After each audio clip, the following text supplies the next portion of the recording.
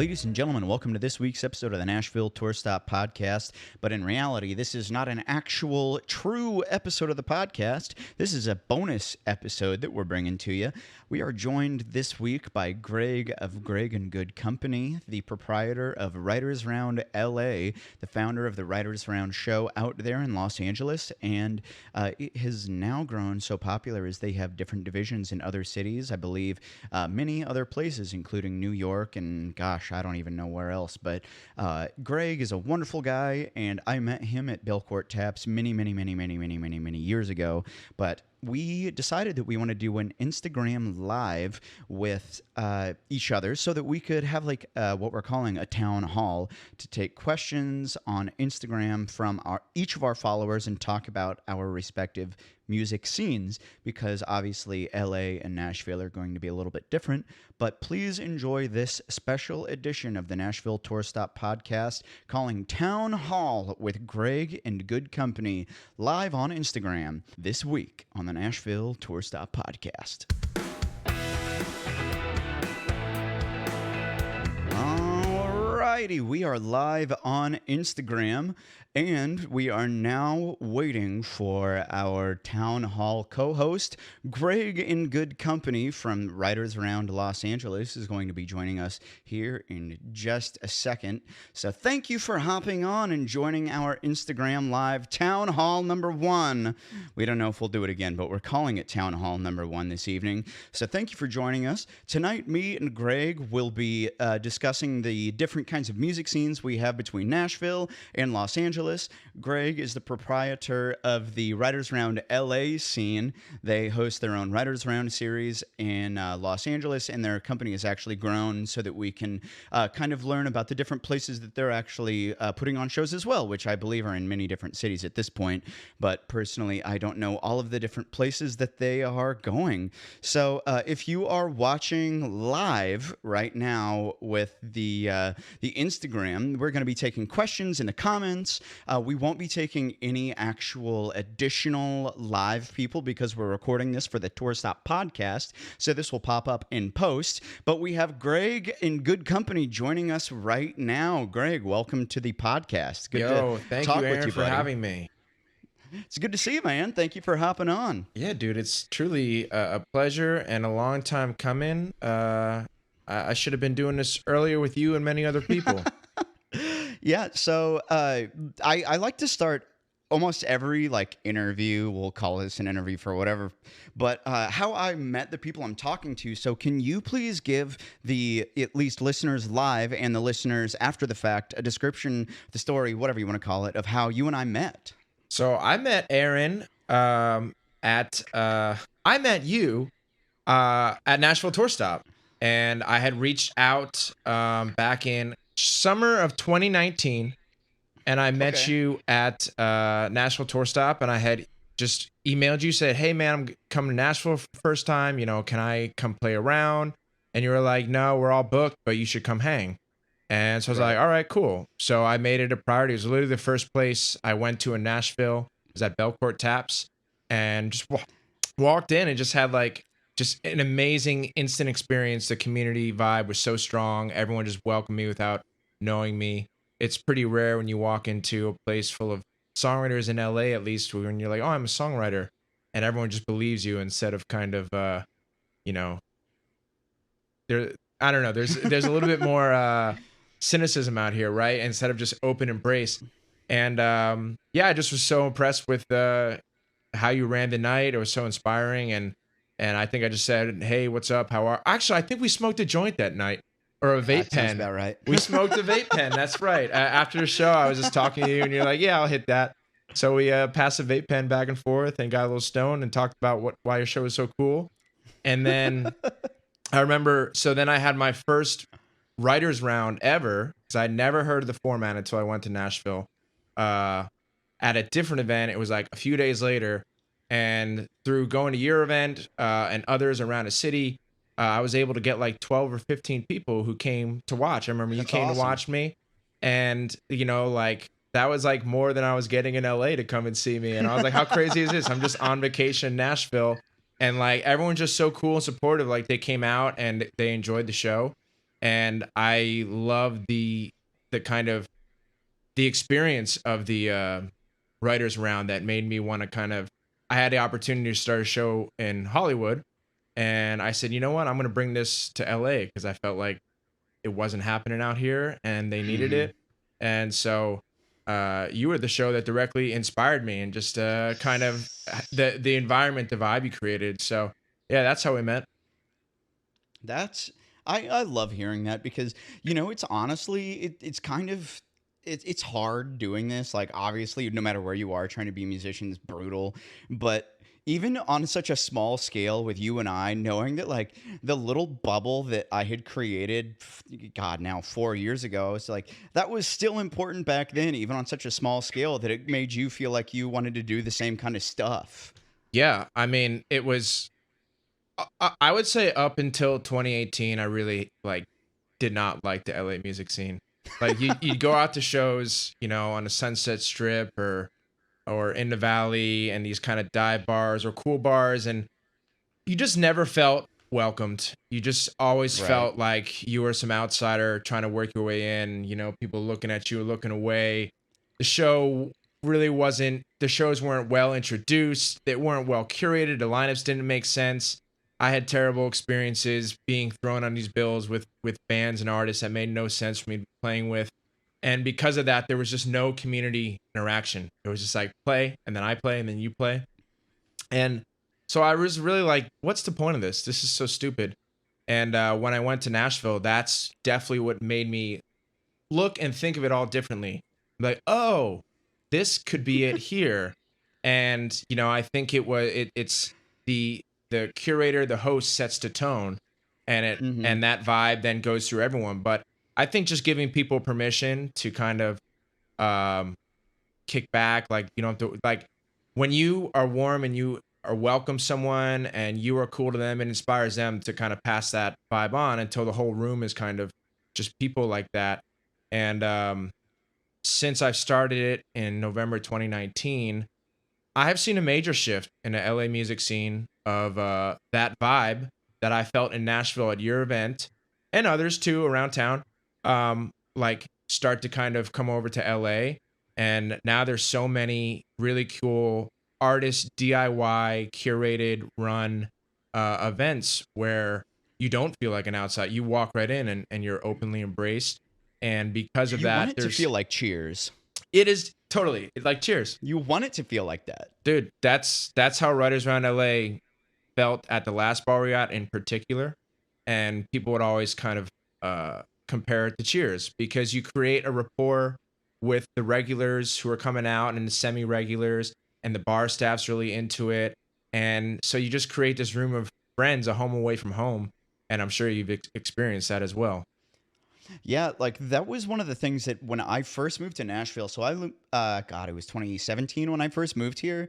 I would go to these rounds, and I forget where I first heard the term, but it was the term "a horse loose in a hospital," and it was like it was going to these shows that were just out of control, and not like they were drunk or anything, but like there was no oversight in any way, Hmm. and nobody knew, are we running on time? Was I double booked? Is this the right place? Nobody knew what the fuck was happening. And I remember hosting my first show and like over communicating everything. Here's the poster. Here's where we're going to post it. Please tag the people that are also playing. Tag the bar. Tag us. So we can all repost each other. And everyone's like, man, this is kind of overkill. And it works because everyone starts realizing, oh, we all kind of give a shit about this. We collectively want it to do well. And like, I started it in a band, but the band dissolved shortly after Tour Stop, like, started becoming a show.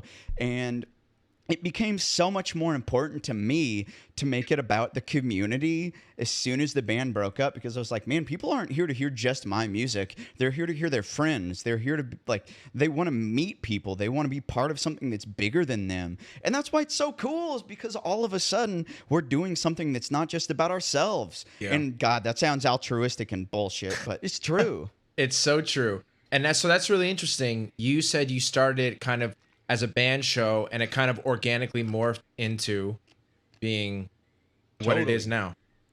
Totally. Yeah, so for those of you watching in Los Angeles, or maybe the Nashville fans who are watching right now that don't know the actual background, I was in a duo for Nashville Tour Stop, but before the tour stop started, the band was playing as a house band at this place south of Nashville, and we were playing like 4 or 5 times a week. And the bar owners were like, "Hey, you guys are here all the time. Anyways, you wanna host a show? You can book an opening act. We'll give you free beer." And I was like, "Sure, that sounds great. I'm broke. I'd love free beer." And it just eventually grew into this whole thing of like, I really like booking my friends to play shows, but then you also get to look at it as, man, if I get to book a writer's round, like 3 people before I play, that means 3 of my friends are going to be there to watch me play. Yeah, It's awesome. I think the format, why it like works so well, is it keeps the audience attentive for everyone, not just Totally. their buddy they came to see. And so you create, by nature of having 3 artists sharing a stage at the same time, you create a bigger spectacle. You're going to naturally bring a bigger audience. If every person brings 5 people, you got 15 people watching a show.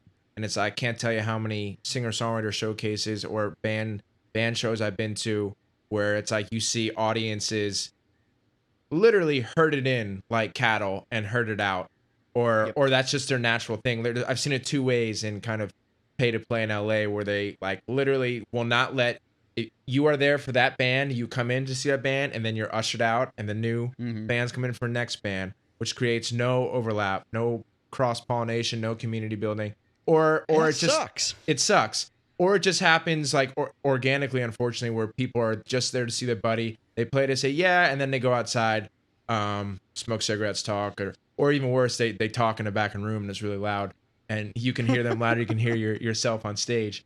So I've seen and been all that, and I just think the writers round guards against all that.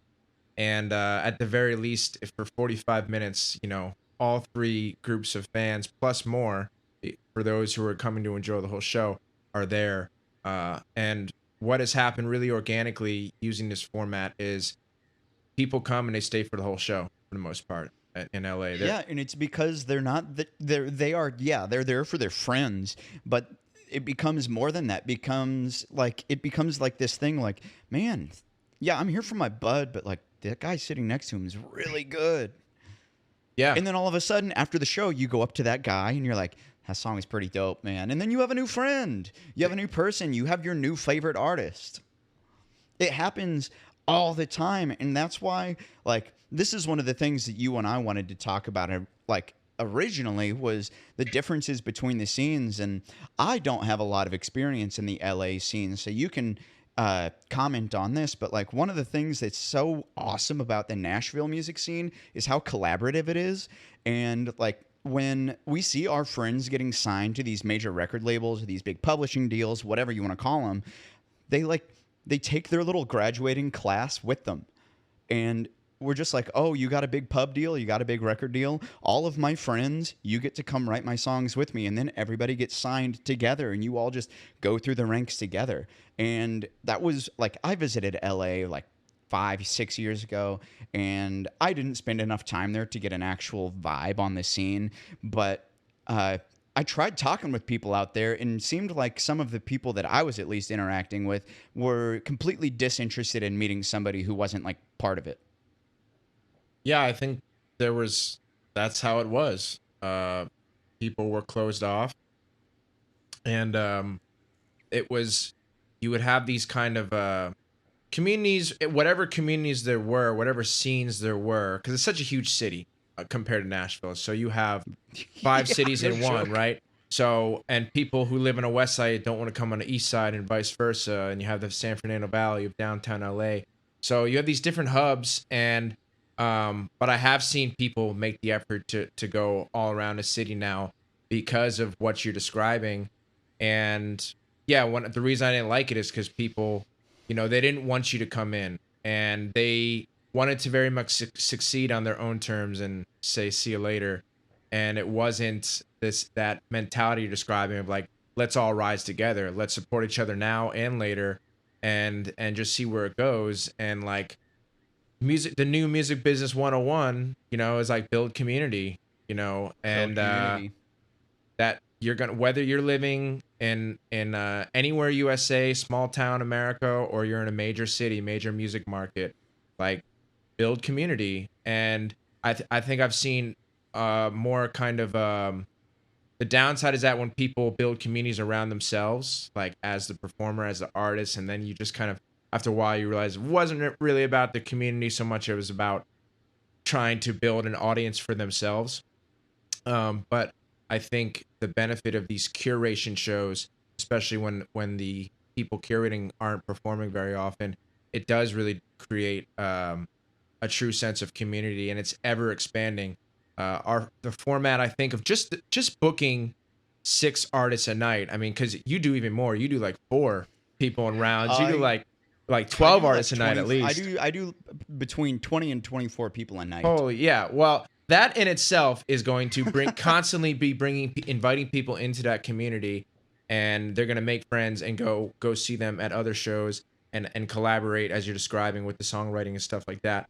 And then we have 6 curated and 6 are open. Actually 7 now. So we have a hat, Okay. and we do a spontaneous kind of open mic component where after the end of each featured round, the featured artists pick a name out of their hat to take their seat, and we do a shorter open round.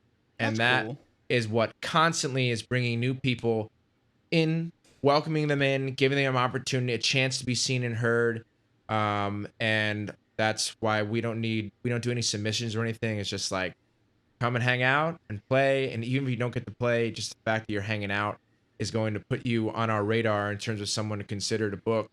And certainly the more people come in, like if they don't get picked out of the hat, then I'm gonna, I'll say, oh, send me some music. Like, and so that's been, I think, really crucial in just kind of expanding this vibe, this good vibration of like, let's lose the competitive edge, and let's just like hang out and play music. And I've seen so many good things come from it, compared to the older model that was dominant in LA. Like, this is our club. You got to work to get involved, and we're gonna The be whole like we're gonna be the if greatest. you're not if yeah if like if you have to ask how much a drink costs, you can't afford it kind of shit. Mm-hmm. Yeah, one of the things that's so cool about this bubble, I hate using the term bubble because it's like a pejorative term and it sounds kind of dirty, but like every time we have new people coming to tour stop, so to put it in perspective for those of you watching, hi Con 523 Music. Greg, is this one of your pals out there? Con 523 Music. I don't know, but hi, Con. Hi, nice to meet you. But what happens is we have, at least with Nashville Tour Stop, such a huge influx of people asking to play. Like, I was going through our submission list, and we've had over 2,000 people submit to perform in the last few years, which is just insanity. And it's impossible to go through every single person and respond to every single person. So what I like to make clear, like off the bat, is that like if you're submitting to perform a show, that should not be the only thing you're doing. And that's one of the reasons Greg and I got off on such a great foot, is because he and I recognized that if you want to be part of something, you have to be part of something. Totally. Contribute to something before you ask to receive. So if you don't have the money to contribute to these giant shows, whatever, if you got $3, or in big city terms, $10 to spend on a PBR, like, go offer your time. Like, tell somebody on stage that you liked their song. Say hi to the host. Like, there's so much more to these communities than just having good music. So like when I meet new people every fucking day, and what I tell these people is like, rule number 1 of Nashville is don't be a dick. You can have bad music, have no social media following, and if you are fun as hell to hang out with, you're going to be more included than these other people who have all this other shit. It's like, and it works the opposite way. If you have all of these things and you're an asshole, nobody wants to be around you. Which is why the collaboration is so important, because as soon as you start, like, even giving, like, I hate calling it the bare minimum, like the bare minimum effort to be nice to somebody else and like to make them feel like a hot shot, they're gonna return it back and be like, man, this guy came to my show. I should go to his show next time. It's like the psychological stuff. And what you'll find the more you go out and do just that, what you're describing, you know, uh, be present and be open. It's actually requires less effort to be open and to be cool to people than to be closed off and a dick. Because when you're closed off, like that's a mental, like you're literally closing. It's all mental, right? And when you're just open, you're ready to receive, and someone says anything to you, you just roll with it, and it's Yeah. so much easier, and it becomes this really good habit to just do that wherever you go, whether you're in a grocery store or at an open mic or at a show, whatever it is. And I'll tell you, on that trip where I met you when I went to Nashville, because I used to be very closed off. I used to be a very You, closed off, cynical I person. remember like meeting you and it's like, God, this guy's such an LA guy.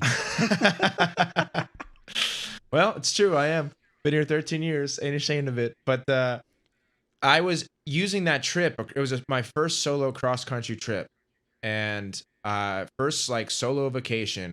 3 weeks on a road by myself, and Nashville was one of my stops. 4 days, and I was using the experience to really force myself to get out of my own head, to burst that bubble of self interest, and just like be ready to talk to anyone. And I remember after that trip, I gained all these skills. I came back to LA and I went to a radio station event. This radio station I love, 88.5 FM. DJ invited me to go to like, a secret show thing, and I just talked to like everyone. And I felt so comfortable and so relaxed and so at ease, versus how I used to feel, this anxious, kind of closed off, hoping to get something out of it. I wonder what's gonna happen, judging people, all that bullshit. And I kind of like was able to kind of shed so much of that in that trip to Nashville, and also seeing a music community that was like that really made me want to just break the mold that I felt that made me dislike LA, and so many people dislike LA. I had a duo that put their name in a hat last week for Writers Round on a Wednesday, where she she said they stuck around. I talked to her in the parking lot. She said they didn't get picked, but she said she stuck around because when they had one conversation with her, they're like, "Oh, he's not an LA asshole.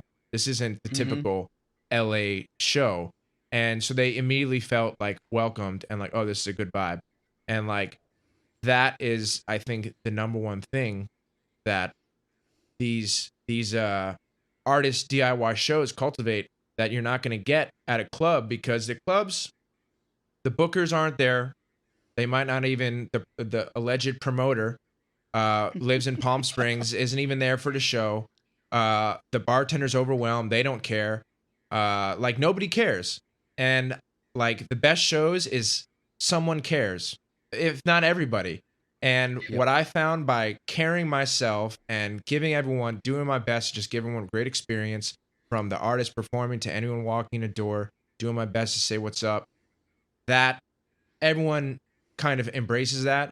And I have so many amazing things where people would just be like, "Hey, I can run sound for you tonight," or "Hey, let me help you carry stuff." Like, "Oh, you need to go to the bathroom? Yeah, I'll run." Like people just like volunteering to help me execute what they see I'm trying to do, and that's grown into a team. And as for you too, you have a whole organization going. We're just getting started.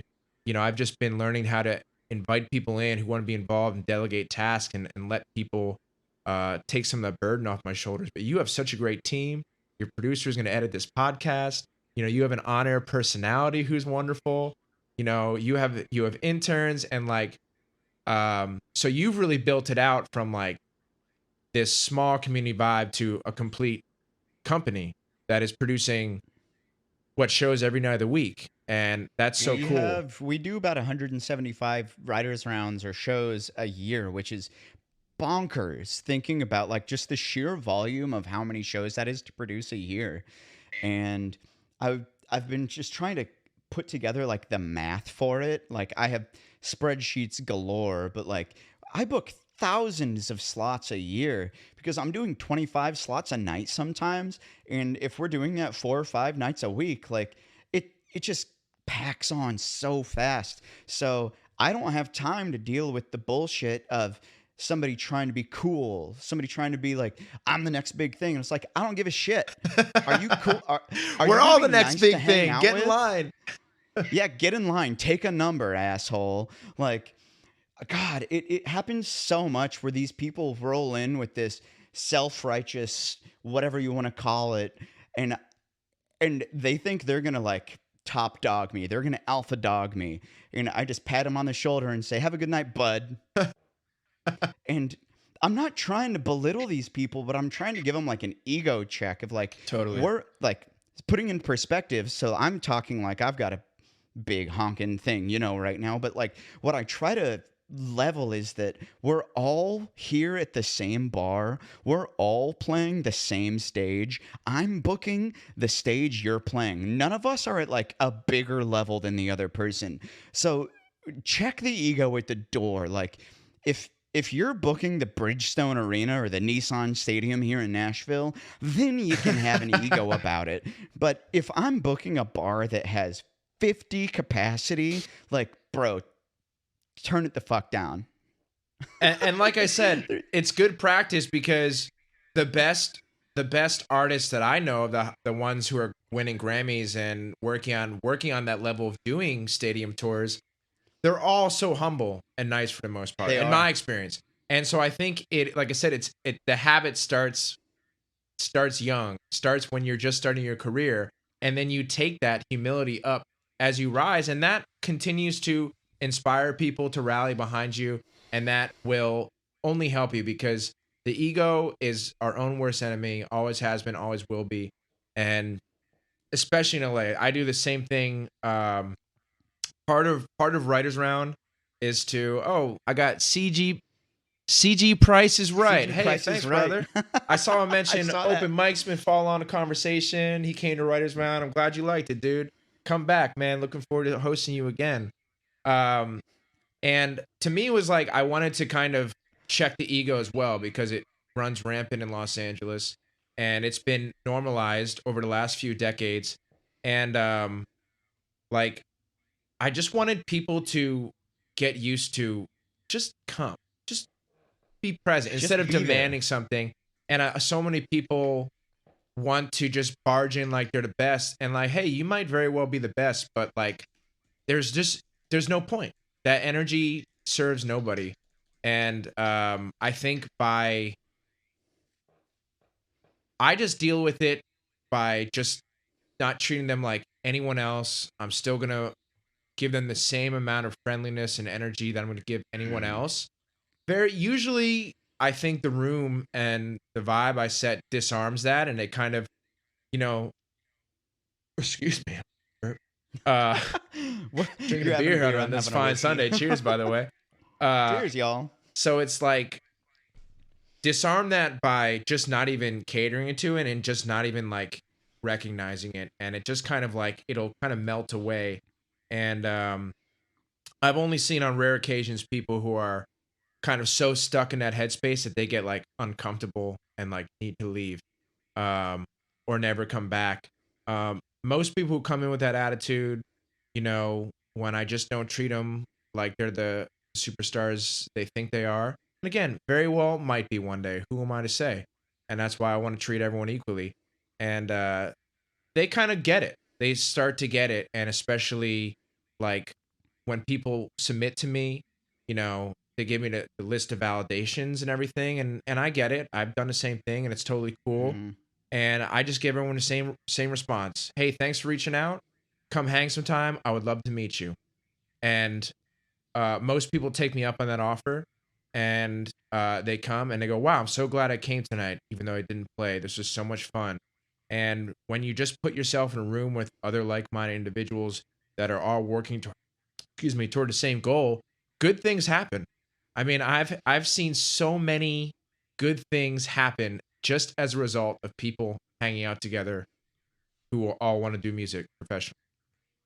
Absolutely, and that's why it's so cool that we get to do these collaborative projects. So, we're on the Instagram live right now, and we've got people listening in live. So, if you are listening live and you'd like us to answer questions about each of our respective scenes, I know right now we have several of the Writers Round LA folks Yeah, I watching. see Evan So, if Chandler. you'd like What's to up, learn, brother? He just played what's up, recently. dog? If you'd like to learn anything about the Nashville music scene, please send it in as a comment here and I'll do my best. And if anybody from Nashville here is watching right now as well, I know I've seen a few folks pop in and ask about the LA scene. We would love to talk about what you guys are wondering because Greg and I could ramble on for a long time. We've had many conversations about this. So if anybody is watching right now that has questions about what the different scenes are like, because yes, we both are hosting this collaborative writers round style show, but obviously between California and Tennessee, things are going to be different. So if you do have questions, please feel free to send them in and we'll answer them as they pop up. But Greg, while we are waiting for these questions in the comments to pop up, I would love to know what was your first Nashville experience that made you feel like you had something that you could come back to, or was it that first Belcourt experience? It was definitely. Oh, we got Rudders on Fullerton just popped on. Greg, that's our newest chapter, also led by a great musician named Greg. Yeah, we're gonna What's have up, that's gonna Greg? be our sixth chapter across the country, and our Oh, would you third in please tell California. us what the different chapters you host are? So I know there's several different places that Writers Around Your Baby is doing stuff. And Catherine DaCosta, we will answer this question as soon as Greg answers this. Yeah, so Writers Round, I think we'll have 8 chapters by the end of the year at least because we have 2 more popping up in California alone. But currently, so Writers Round LA, which I've been hosting since November 2019, is the founding chapter, and that has inspired Writers Round San Diego, which is quite popular down there. Writers Round Knoxville, also not too far from Nashville. So if anyone watching, follow Writers Round Knoxville. That's a great event run by. Oh, it's an all female chapter. I love what they're doing. And then we Love have that. Writers Round New Jersey and Writers Round Orange County, and then you see Writers Round Fullerton.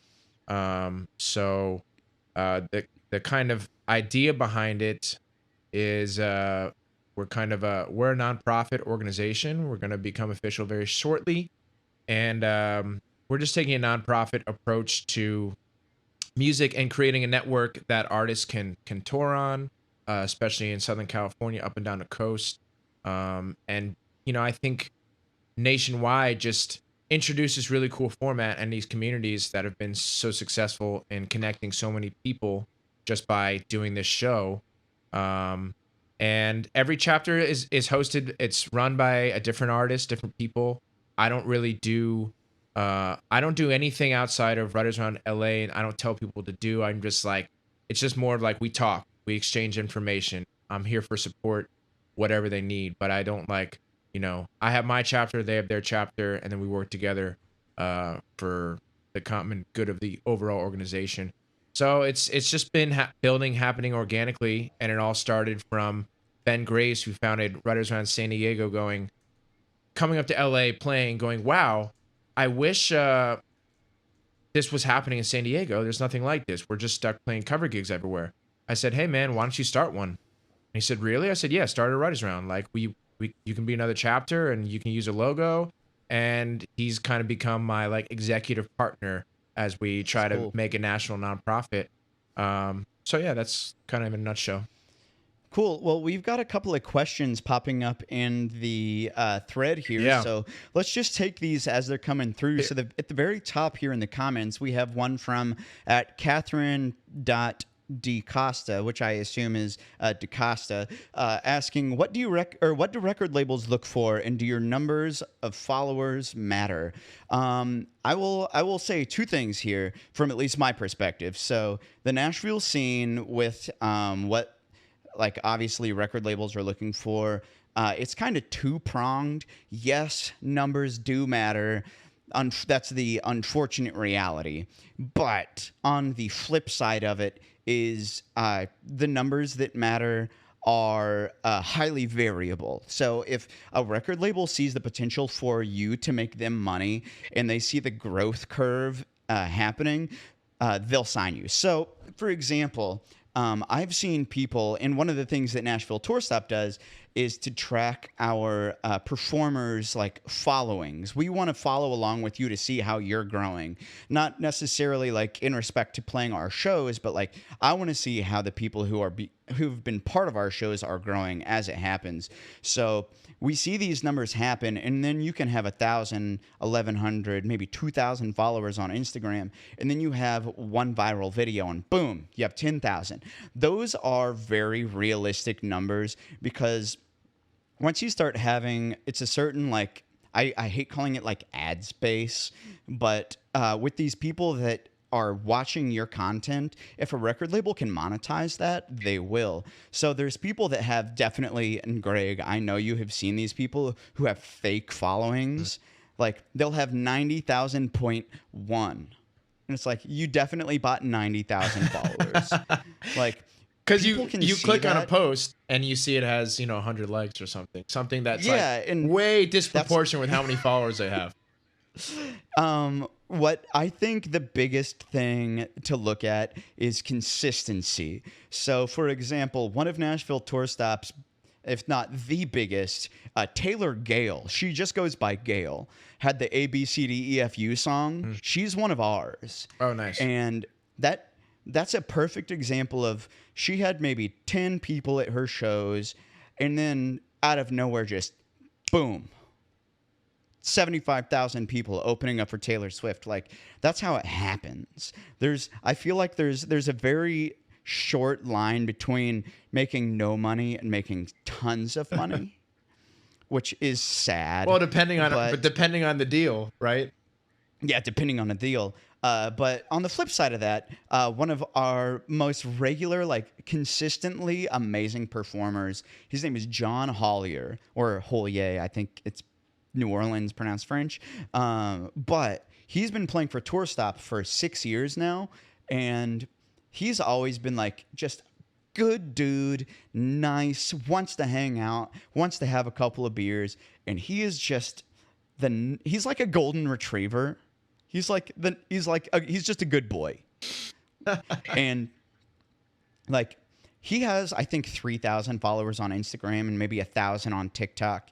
And like I'm looking at I'll look up his Spotify following right now, but like he has got just very moderate numbers. He's got 4,000 monthly listeners on Spotify. So Catherine, if you're listening to this still, moderate numbers, consistent numbers across the board are what I think record labels are honestly looking for, because John Hollier is getting signed to a, spoiler, what I would only assume is a big record deal, because he's just relentless with what he does. He is road dogging it. He is constantly performing. He is constantly putting out music. He is constantly promoting the music that he's doing live and behind the scenes. And these record labels start to notice as like somebody who's just not giving up. And he's now on the road with a band called the Old 97s, and he got, I think it's like a 30-city tour with them. And it's things like that that start to compile. So that's why I recommend all these kids, God, are signing up for The Voice and American Idol and America's Got Talent, these things that will skyrocket them for a second, but then it plateaus back down to the bottom of that L curve because there's nobody actively engaging with it. So if you can offer active engagement and consistent numbers, Catherine, I think that is the most amazing thing a record label would be looking for. So if you can present just consistency, you will find more success than these giant highs and these bad lows. I think that's a great answer. And I'll just add quickly that I've also seen artists who have 6,000, 7,000 Instagram followers. And, I think Spotify numbers are more important. They are. People who are listening, YouTube views, stuff like that. But a friend of mine or an artist I play with in an artist collective that does really cool shows, they just got signed to Warner Brothers recently, and they're on a major tour and playing major festivals, and they've just been consistently awesome. And as what you said, never gave up, but they also weren't so kind of, they weren't the average, they weren't so hungry. They weren't on TikTok every day. And in fact, I think they kind of that was their least favorite part of it, but they just made great music and kept doing it toward, so I think at the end of the day, whether it's a manager or a record label, anyone who wants to be in business with you wants to be in business with someone who can do the work. And whenever that moment happens, as Aaron's describing, and you launch to the next level, like that's when you're going to be overwhelmed with work. So you got to be ready to do that work now. And I think that consistency reflects that. And that's another major thing that anyone in the business industry, whatever, at all levels, is looking for. Okay, so let's move on to the next question. Blue House Band Official. They are a promoter, another show here in Nashville, I believe, asking for the LA point of view. For artists that get booked on your rounds, Greg, what are some of the best practices for making them to make the most out of it and also stand out both on and off stage? I can sum it up in 2 words. Be cool. Give it. Be cool. Be cool. And I don't mean like act cool. I mean like be cool. Because I think like there's like we were talking about that LA attitude and the hotshot attitude. Like that's when you're acting cool. That's when you're trying to be cool. That's when you think you're cool. But like when you're just being cool, you're being present. You're open heart, open mind. And you're having a great experience that is giving everyone else a great experience. And a good song, good performance, the artists that silence the room. I mean, our room it's a really good listening room, but sometimes it gets, depending on a night, can be a little rowdier, and some people chit chatting in the back, and not everyone paying as close attention as others. But like the artists I've seen that come in and just get everyone to shut the hell up and drop everything and pay attention, they're just really good. They're, the song's great, voice is great, presentation is great. They're confident, but usually not arrogant, and lose the ego, basically. Lose the ego and just play, and it's just like just shine. So I would just sum it up as be cool, and like for us, like most people would say, like once if you're booked to play Writers Round, that means we already know you, we already like you, we think you're cool, and we know you're gonna be great. It's usually people who are coming to hang out, putting their name in a hat. And a lot of people are thinking, oh, this is like my audition to do shows here, get more involved. I don't really think it is necessarily. I think, we book who we book, and sometimes I see someone incredible and I forget to follow up with them. And it might be 3 months later. I'm like, oh, hey, can you come play? Or like they'll come again. I'm like, oh, you were fantastic last time. Do you want to do a featured round? But I think the night overall, our night, and I think all nights, all songwriter nights, everything happening in a very small, level is really the connections you get, not necessarily from playing. You might get seen and heard, and someone might love you and say, oh, come play my show. Or I've seen managers come and sign people who've played. But more so, the true, really meaningful things that happen are happening off stage. They're happening, the conversations at the bar, the conversations, just there talking are about the 23 hours a day that are happening before you get on stage. That 45 minutes that you're performing is so, I don't want to call it unimportant, but it's so small comparatively to the rest of the time that you spend trying to be the artist. Yes. And in particular, like Writers Round, like is an environment where you can drop it all and just be. That's what we try to cultivate. And so like I've seen so many incredible friendships, collaborations, artists playing together, writing together, forming bands, giving each other. Man, I've had people getting married that have met at my show. It's crazy. And I think that's just what happens when you just create a space where people can be comfortable to connect. And that connection has always been to me the most important thing about it. And so it's not about standing out. It's about getting the most out of your experience for you. And that is to be real, to be cool. And whatever's going to happen will happen as a result of that. And the more open, friendly you are, the more people you say hi to and embrace them who say hi to you. Like that's when shit happens. And I could talk all day about examples, but I do want to move on to Kara Frazier, who said, what genres tend to be the most prevalent at Writers Round LA? Curious how that compares to Nashville. And I would say we get everything. I think I've had every genre. I've had hip hop. I've even had spoken word. I've had people do a cappella, just singing. Wow. I had like a band that I would compare to like Tool, like kind of hard progressive rock come and play. Um, but it's, I think the point of Writers on LA is that whatever the genre is, like we allow people to do tracks. We We do too. Yeah, acoustic, electric, piano, whatever. Or I want to book this artist I met who plays the harp. We've had a harpist before, but I think at the end of the day, it's distill the song into the song. Let the song shine. It's not about the production. Don't worry about the arrangement of all the other instruments. Just play the song, and every song should be able to play on an instrument straight through. I can't imagine a song that you can't do that. So it's just the point is to strip down to the bare minimum of the song, regardless of genre. Play that, and use it to kind of work on your stage presence, your comfortability, your craftsmanship. Because like every time you get on stage is an opportunity to kind of continue refining yourself and what you're aware of as an artist when you're playing, and to learn how to let go and just relax. Yep, just chilling out, and because what one of the things that hasn't been asked, but I would like to make a point of, is I'm sure you've seen it at Writers Around LA, where I think you were talking about it when we first signed on, is people will come for the show and they'll immediately leave. Yeah, Like they'll play and they'll immediately hate leave. it. And people will ask me, it happened 2 days ago. I had a guy call me, "Hey, how do I get people to come into my shows?" And I was like, "Well, do you ask them to show up? One, are you asking your friends to come? No. Okay, well, there's your number one reason. But also, like, is is there a greater reason for why you're doing this, or is it for self glory? Yeah. Are you only trying to get people to think you're cool, because nobody gives a shit. Yeah, no one We're cares. all trying to be something. So if we can all be something together, I think it's more validating. But let's see. Kimmy Cat Slays is asking. She said, "I've been to a few writers rounds just to hang out, and the scene is really refreshing."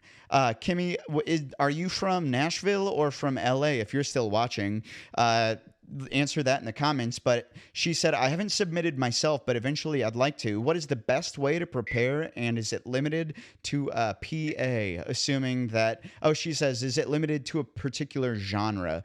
So that's something we were just talking about. For both of our shows, it sounds like, Greg, you can correct me if I'm wrong. No, it's not like real, like specific to genre. And Kimmy just commented back, "LA, excuse me, that was a typo." No, my show in Nashville is not exclusive to genre at all. Personally, I don't love country music. I know I'm living in the country music capital of the world. I don't love listening to it. The first show that I ever booked and sold out had 3 non-country acts and then closed with a country band. The biggest show up until not too long ago that I had ever sold out was all hip hop. There is a huge market for non-country acts, and especially in Nashville, people are like, "Oh, I gotta be a country singer to be popular." No, you don't. If you give a shit about what you're doing, people will feel that. And the point I was just trying to make, if you're playing a show, and I guess this would probably apply to LA, Greg, is if you're playing a show and you perform, you play at 7 o'clock. You're there at 6:59. You hop on stage at 7 o'clock. You leave at 8:01. Why the fuck were you there? Yeah. You didn't want to be there. How can you expect an audience to want to be there if you, the Yeah. performer, don't even want to be at your gig? It's so true. You gotta want to be there and be there in the moment for your show, and to stick around and take full advantage to meet and enjoy other people and get inspired by the other bands after you. Or it can be the opposite, where you're like, I don't want to do that. I see what they're doing. I don't like it. There's all sorts of reasons to stick around, hang out, and watch and listen to other people, and also take the time to connect. And yeah, that whole like, how do you get people to your shows? And it's like, well, yes, invite people, but also like, are you yourself giving to people your time and presence? Because like on a local market, people are going to notice that, and they'll be more apt to Mhm. come to your shows if they see that you are supporting other artists, the community. But I say don't do it with that in mind. You know, it's very transparent when people do that transactional. I Yeah, came to your show. it Will you come to my is. show? Well, I'm busy that day, so I don't know.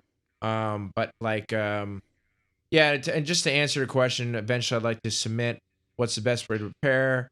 Um, I don't. There's really no way to prepare. I'd say just be like, Tune your guitar. huh? Tune your Tune your guitar. guitar. Tune your I swear to guitar. Know God. where the volume knob is, but also I just like when you're ready for that, because what we do is because I bring in the best singer songwriters I know, and I know a lot of them, and we get great touring acts from Nashville, among other major music markets, and so the bar is set very high, in the opening round in the featured talent, and so if you're just uh looking to get involved, a lot of people, when I say, "Did you put your name in a hat?" They say, "Oh no, not tonight.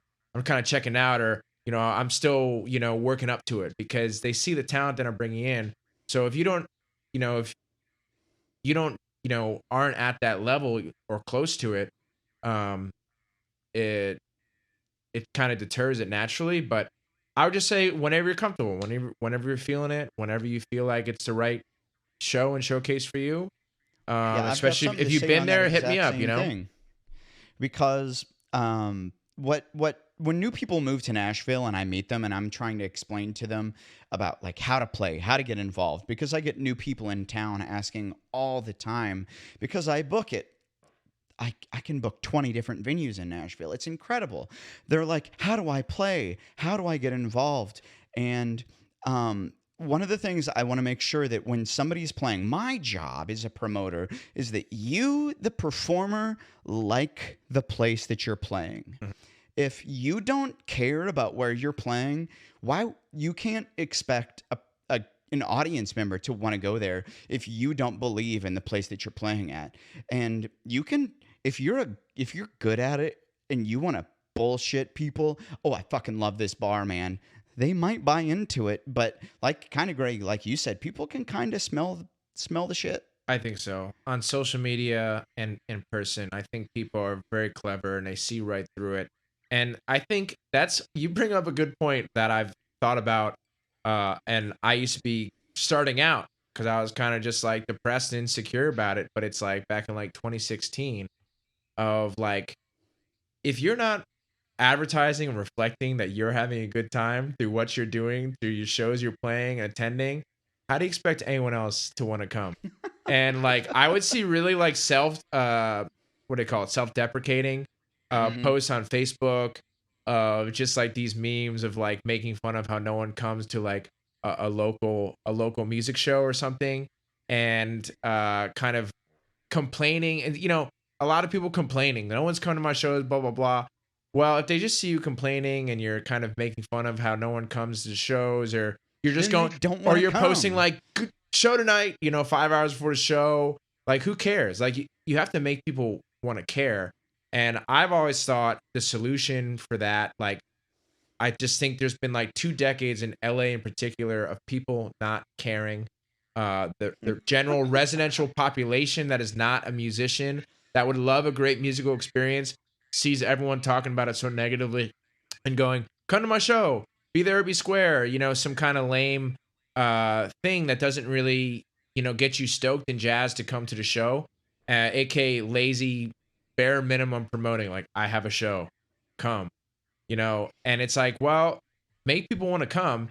And I think like that comes off in, first and foremost, that emanates from you and what you post, what you share. And I've always thought that if we get the music community stoked and excited to be there, and to whether or not they're performing, that's going to eventually spread out to the rest of the community, because they'll see their friends sharing stories, posing for photos, having a great time. And then when you see other people having a great time, you'll want to come. So definitely, whenever, like, that was one of the secrets. Just have a great time, and more people want to get involved to come out to have a great time. Okay, so oh god, I have a thousand things I want to say, but Kara Frazier asked another question. In both of your opinions, what are some ways to craft an email and or tweak a band or an artist EPK to stand out to promoters when reaching out to land opening slots for larger acts? So, Kara, from my perspective, I have actually put out a few episodes of my own podcast, the Nashville Tour Stop podcast, about how to craft a good booking email. And there are a lot of things that you can include in an email that might seem good, seem in quotations. The best booking emails. I can't use my phone as a description because we're on Instagram Live, but the best booking emails can be read in one phone screen's length. And Greg, I don't know if I had gotten to even talk to you about this, but I book so many spots. It's hard to go deep into a submission. So, for example, a couple of days ago, I was training one of our Nashville Tour Stop interns how to review submissions for shows. People who are interested in playing rounds, band showcases, cover gigs, anything, whatever the kind of gig that you're looking for, very baseline. And this has nothing to do with your statistics, the quality of your music. It has nothing to do with any of that. But what people like myself, and I've talked to lots of other talent buyers, concert promoters, booking agents, whatever, one of the things we all look for are short, sweet, and to the point. Because if you can make my job easier, I'm more inclined to want to work with you. So when I say make my job easier, in a subject line of an email, you can say, we'll use Kara as an example. Kara Frazier, Nashville artist, booking September 10th through 15th.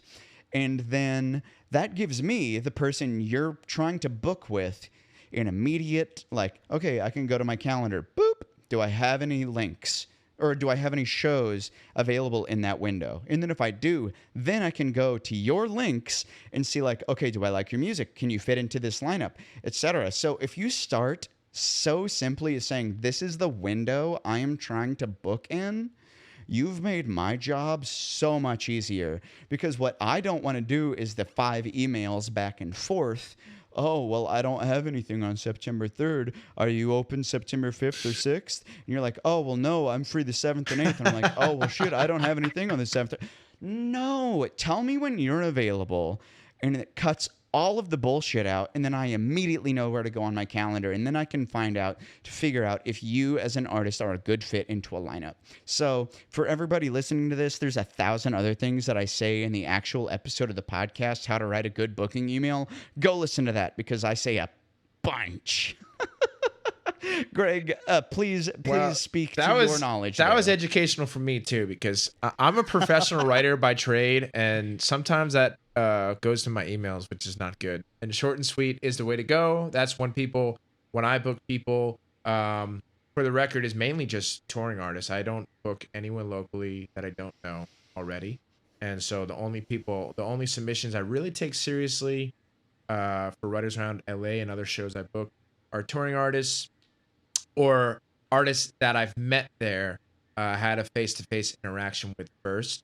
But definitely, and I'll tell you why, because what you were saying, Aaron, earlier about people who show up, play, and leave. The few times I've been like, okay, I'll book this person who reached out to me I never met. They do just that. And I'm like, that was a waste of your time and my time, our time. You came, you played, and then you left. And it's just like, you didn't, like, this is a hang. This is a community hang. So where this isn't a talent show, you know? And that's kind of like baked into it. But yeah, short and sweet. The ones who make it easy. And it's almost like, even though I'm like, oh, I don't want to, I don't take submissions. If it's a really good email, I'm like, oh shit, okay, I'll take a, you never know. Like if anybody, if they're sitting around bumming around, then they can press a link on your music. And and I would also add just like a few in that short and sweet format, like some type of validation, I think is usually the credentials, the credentials, press quotes, hey, I played this festival and blah, blah, blah. Not everyone's going to have that. It doesn't necessarily matter, but certainly, like anyone else, it'll pique my interest, and I might take it more seriously. And sometimes the those credentials are I don't care for, and it doesn't impact it at all. But I think you in that short and I've sweet. played the Hotel Cafe. Yeah, Great. cool. Yeah, you and 10,000 million other people. But It's funny. I get those. oh yeah, yeah. I get those. Well, that's one of LA's, longest standing venues of especially for the singer-songwriter world. I think they've been open at least 2 decades, 20 some years. And that was right down the street from where we were doing Writers Round in Hollywood in North End. Yeah, I played at Troubadour. Did this, I did that. And I would say give relevant credentials. yeah, I don't know. I would If I told you that I had played at the Commodore Grill, that means nothing to you. yeah, I'd be like, what? It's true. One of the things for submission emails or whatever way a artist is submitting that I would also recommend, not everybody has Spotify or Apple Music. I highly recommend using a hyperlink in your email to sure, Everything. give Spotify, Apple Music, give a paywall free submission that includes a way to listen to your music. My number one way to listen to music that does not include a paywall is either YouTube or SoundCloud, because you don't want to limit yourself. Hey, here's my Spotify link. And then the booker is looking at it, click, oh shit, I don't have a Spotify account. I Yeah. can't listen to this. Next. You can't even listen to it sends you to like a different song. It's crazy. That's why I hate Spotify, honestly. That's why like that thing I think is so pointless, and it's like infuriating when someone's like, here's my song, and then it like doesn't even like or plays a snippet. I think it's crazy that Spotify The is a 30-second technically free preview. platform and you can't just listen to the song. So Yeah, so yeah, that's use a great piece of paywall advice. free way to listen to the music. Is like there's I've gotten it so many times. Also, I swear to God. So I was just talking about reviewing submissions with my intern, and she and I were going through different people asking to play shows, and they were sending me links to their websites that weren't active. They were sending me links to their Spotify profiles that had no music. And I'm like, the fuck am I supposed to do with this? And she was asking me, she's like, so if I get a submission that doesn't have an active website and there's no Spotify music on this link, what do I do? And I was like, Disregard. next, Yeah. click, next. It's like, don't go down the rabbit hole looking for something that somebody hasn't Yeah. presented to you. Yeah. Yeah, Somebody make who's it worth their easy. salt, Greg Gilman, Greg in good company, whatever you want to call it, is going to send a link. Here's the music. One click, it plays. Yeah. Yeah, check your links. That's another my great job easy. another great piece of advice. Same when you send your newsletter out. Check that newsletter. Make sure those links are working. Absolutely. And I'll tell you Make that's sure all of your link tree works. that's why I as a curator, and granted I'm not working at the level that you're working at, Aaron. I don't do barely any ticketed shows. And I'm more invested in my own career at this point of myself booking myself Greg and Good Company for shows than just sitting around. So I don't pay attention to most submissions, and I purposely avoid. I don't offer a submissions link. I don't care for submissions because I'm busy. I don't have time for that, and it's just not something I want to spend my time doing. So when I started, I very like intentionally like knowing how I like to operate. I hate paperwork. I hate submissions. I don't like email. I don't like social media. So I'm like reading a book and watching a documentary or out playing or hanging with friends or enjoying What time we with my like wife. is hanging out. And so, yeah, I cut that. I just was like, I got to know you. And I know so many artists because I meet them constantly as a professional artist, or because through the hat, or just going to shows, hanging out at the grocery store, who knows? So it's like, I just made a decision to be like, it's all about who I know. And if you want to get involved, as we were saying at the beginning of this conversation, come get involved. Because I get that message a lot. Hey, I see what you're doing. I love what you're doing. I've been following along. I'd love to get involved. Here's my EPK. I'd love to get booked sometime. And again, it's like, well, just come hang sometime, and That's it. that's it. And Be it's part like, of something. I don't think it's very much to ask. And it's also like, if you don't want to come hang, that's cool too. Life's busy. I get it. We like, if this makes sense for you to come and hang out and check out this community, you're probably gonna love it and want to come back. You're probably gonna eventually get a spot in a featured round. Um, but like, I think it has to just make sense for you. And a beautiful thing about the LA music scene and the Nashville music scene and most around the country is there is no shortage of opportunity, especially as the kind of DIY artist run showcase bug continues to spread, and artists continue to have all the tools in their hands. They don't need a major label. They don't need a management company. They don't need a booker. They can just do it, and that is creating so many cool opportunities. And not just Writers Round is not paid; it's completely free. I don't get paid. Nobody gets paid. But like other chapters do like tips, and when I went down and played like Writers Round San Diego, people chipped in for tips for the feature round, and I made $70 to $100 in the past times I've gone down there through tips. That's awesome. And so like people are finding ways to support artists monetarily as well. And I've been to a lot of DIY shows that are paid. I just played one of the biggest DIY shows in Los Angeles called the Penmar Sunset Sessions. It's every Friday during the summer at the Penmar Golf Course.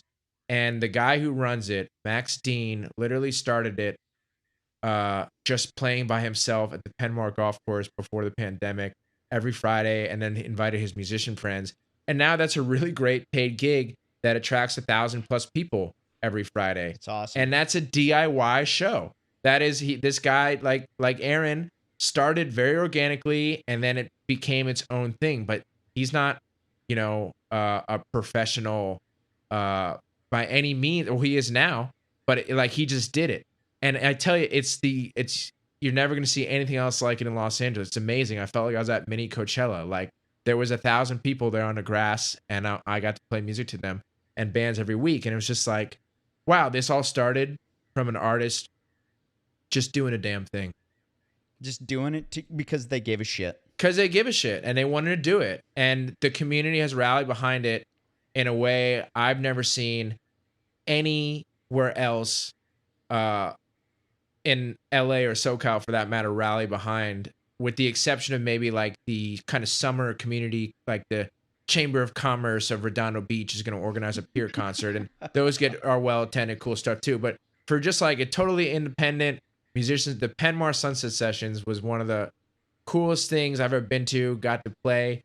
Rory DeLasno just popped on. That is the head of Writers Round New Jersey, and What's Rory up, DeLasno. Rory? I think I follow you. He's the man. This guy, what I love about Rory, and he was a perfect guy to start a Writers Round, and I wanted him to start one before he even knew he was going to start one. I just didn't want to scare him away.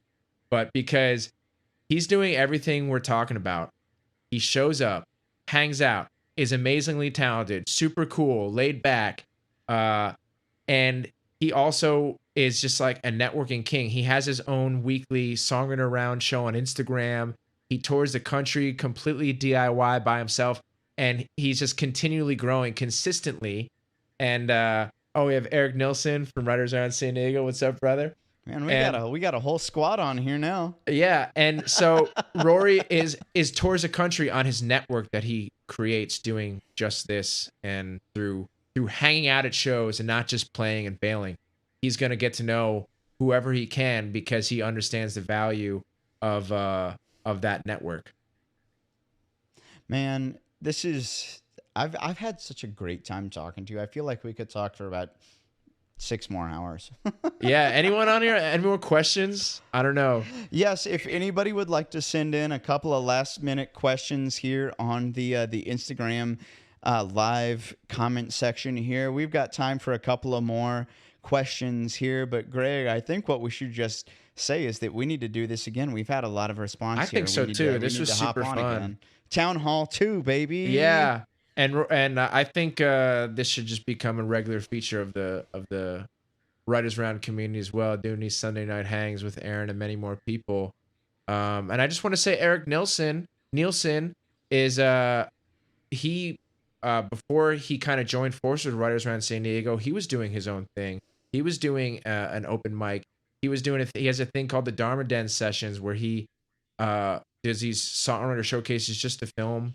I don't think he even charges artists for it, and he just another guy who kind of like gets it. And like what's cool about whether it's Nashville Tour Stop, Writers Round, or some other entity, as long as it's rooted in community and giving people an opportunity to connect over live music, I've seen it grow. And yes, duos can perform at Writers Round. Yes, they definitely can. And that's how I've seen everything get better from any music scene, and historically too. Historically, you look at any great legendary music scene, I think it all starts with having a hub for in-person connection and community. And I think when stuff is dictated by money, dictated by numbers, it's never going to be as good. And What's up, Nick Rifkin? I see you there. Nick Rifkin also runs Writers on New Jersey. Yeah, just like whatever you're doing in your music community, just make it truly about community. And I just find everything takes care of itself. Like I just show up, hang out, do my best. And I've just seen it, we're growing more chapters on the country. Here I'm talking to you, curator and organizer, CEO of a flourishing company that I really respect. And so it's just like, just do it and just host it. Start the damn thing. And it's like we're seeing then these people come together as we're doing right now, and we're 2,000 miles away from each other, and we can have this great connection. And also too, I'll say, like, when I go to Nashville, the first time I went there, I wasn't really concerned about playing. I was concerned about meeting people like Aaron, so that when I went back next time, I had a relationship with Aaron, say, hey, I'm coming. And then you booked me, no problem. I immediately booked you. Yeah. And then it's like, you go, and then it leads to the next thing. And you use that I can use that as validation if I want to reach out to other, use that as my credentials to other, hey, I play Nashville Tour Stop every time I come from LA looking for other rounds to play. People are going to know Nashville Tour Stop. And like, oh, okay, vetted. He played now. We know immediately. Yeah, we know Aaron is gonna book good people, so that we're gonna. And I do the same thing. Like if they played a writers round, something I've heard of, I'm just like vetted. I don't need to listen to music. I know you're good. If you're playing a quality showcase, I know you're good. Yep, and you know that you're not an asshole. That's the thing. It's like if you play these shows, you know that like this guy's probably not going to be a dick to work with. Yeah. And then there might be some shows where I might go, because you might have that reputation attached to it. I don't know. There might be some. We've done it. We've covered so much, but let's definitely do this again. I would like to send the listeners here, maybe those of you just tuning in, I would like to offer one more little nugget of wisdom. I'm sitting in front of my computer here, and I've got the gigantic Tour Stop calendar open right now, and I just had somebody respond to an email 3 weeks late asking, like, they had requested to play. I offered them a show. And now 3 weeks later, they're responding saying, yeah, I'll take it. And I immediately responded saying, that slot's been filled. Sorry. So the moral of the story here is if you get a message and you see it, do not leave me on read. Yeah. Because I will book that slot like that. There are 1,000 people waiting ahead of you. If you do not capitalize on an opportunity as soon as it's presented to you, somebody is going to take that spot. Yeah, and then also too, it makes you less inclined to offer them future opportunity, because you could just have they ignored me. Yeah, you could just have easily been like, oh, that spot got taken, but how about XYZ dates? But because there's that 3 weeks difference where you're like, well, you don't really care, you must not care too much. And we're talking about, we want to care as curators, as show producers, as hosts. So we want people who care as the talent, because if you don't care, what is the point? And so I just think that's also my final piece of wisdom is just care about your craft, care about how you treat people, care about your own career, care about building community. And if you care, if you're a person who cares and not cares about what other people are doing, like that's a different kind of caring. I mean, like caring about what other people are doing versus caring about being present are two different things. Right. And one is negative, one is positive. And so if you just care about what you're doing enough to be present and engage with those who are also doing it and doing it with you, that's going to lead you. That's where I've ever got, like, from the biggest festival I've ever played to getting on a radio. Like, it all comes from caring and building Yep. relationships. And when people see you care, they're going to care. They're going to care that you care. Like, I love when people care about Writers Round. It's just like, you care? Oh, fantastic. I want people who care. And it's just like, when people want to start chapters, other people, not everyone gets to start a chapter. I have to feel like you care. I have to feel like you want to do it. And like, It's a lot of work. it's a lot of work. You got to care. You have to care more about it than yourself. You have to care more about it than the money. Yeah, it can't be about the money. And I don't It think can't be. an artist career can be about the money either, because whether you're building a community showcase or a restaurant or your music, it's all brand building. And like, I do think like caring enough to just give people a great experience and a great time and a great product will yield money. And if you invest in the caring early on, that lifts it to a point. The money comes organically. But if you go into it caring about the money, and Rick Rubin talks about this in his book on creativity. Only one of the most successful record producers of all time. Yeah, like, when you think the result, the perceived or desired result becomes an obstacle to the creation. And so that's going to comes in matter of the writing process, the performing process, the artist branding. Like, you just must care, and everything will organically grow. Nurture the root, and the fruit grows. And so that's just my thing. Just care. And Just people care. people care when you care. They tell when you care, and good things will come to those who care. Absolutely. Well, Greg, this has been a wonderfully informative night tonight. Yeah, man, it was super fun. Y'all, thank you for tuning in to this episode of the Town Hall. For those of you listening right here at the end, we will be releasing the full Instagram Live as an episode of the Nashville Tour Stop podcast. If you would like to tune in and listen to what we talked about early, we talked about a whole bunch of stuff. I know somebody commented here right at the end, what did we cover tonight? And the answer is a lot. So if you'd like to listen to the whole thing, we'll have this episode up on the Nashville Tour Stop podcast next week. Greg, is there any last little bits you'd like to say? Give people your plugs. I know they can see you right now on the Instagram Live, but how about for the continuity's sake, post-production? Well, just know that Writers Round is every Wednesday in Silver Lake at this wonderful bar and restaurant called Ivanhoe, and it runs from 7 to 11, and we have seven seven chances to be picked from the hat. And again, it's not about necessarily playing. Just come and hang, and you will meet lots of cool people. But I just look forward to doing this again, Aaron. I think this is really cool. And the more I love Writers Round, also it has become a portal to connect not only with people in the LA music scene but beyond. And we've hosted so many Nashville artists. And like, I know people have told me, oh, I met someone. I'm going to play in Nashville because I met them at Writers Round LA, or I'm going to play San Diego. I'm going to play Knoxville.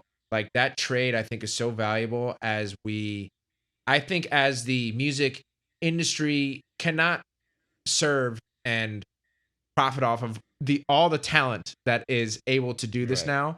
And I think we're going to see the kind of music industry as it was continue to kind of implode a little bit.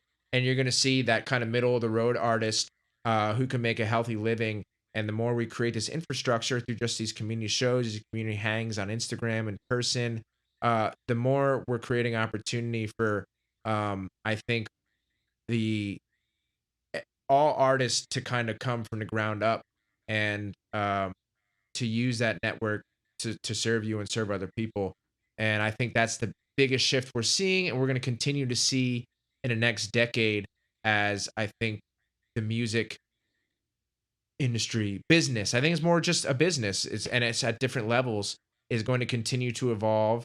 And how you're going to see artists get discovered, I think you are going to start seeing a lot more kind of community hubs producing incredible talent. We've seen it come out of Nashville Tour Stop community. We're seeing it come out of Writers Round LA or Writers Round San Diego. We have an artist who's really making a splash, been in Rolling Stone recently, all sorts of stuff. So like, yeah, I just more of this, and it'll just all adds up to something really cool that is bubbling nationwide around the world. More community, more people, everybody wins. Hell yeah. Well, Aaron, it's Hell yeah. amazing, dude. Great to spend my Sunday evening with you, dude. And now I can't wait to go enjoy some curry my wife just made for me. I'm excited. Likewise, Greg, it's a pleasure. Everybody, thank you for watching this. We'll just call it Town Hall number 1. Greg, we'll do this again, and we'll make sure Dude, that everybody let's try to do it who's monthly. watching can come and tune in again. Guys, if you're watching now, you can listen to the post-production episode of the podcast for Nashville Tour Stop, where we do Town Hall number 1. If you have more questions, shoot us a DM on Instagram. We'd be happy to chat about it in the after the fact. Oh yeah. All right, Aaron. Well said, brother. Enjoy the rest of your night. Take care. Enjoy it. Good night, everybody.